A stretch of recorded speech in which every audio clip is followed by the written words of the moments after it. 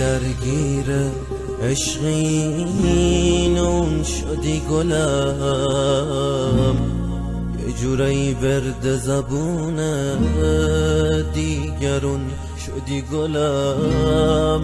اگه تقصیر منه پس باید برم رهات کنم، حتی اگه رها نشد قلب و تو سینه بشکنم.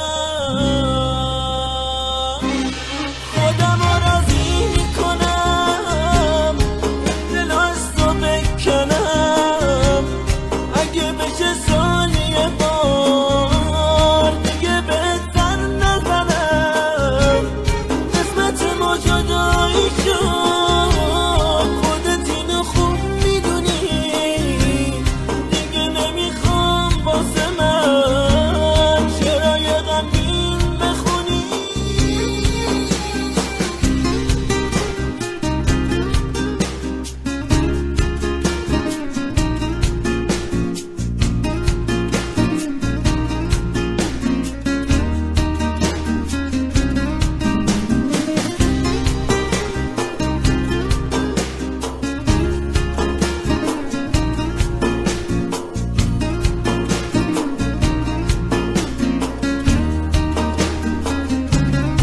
میشه خاطرات تو از دفترم پاک بکنم، اسم تو از یاد ببرم، یاد تو رو خاک بکنم.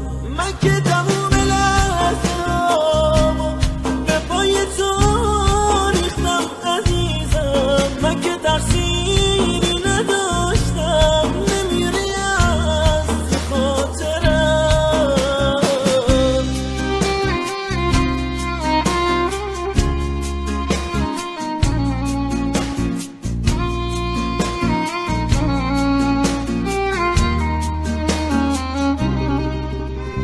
یه جورایی درگیر عشقین اون شدی گلم، یه جورایی ورد زبون دیگرون شدی گلم.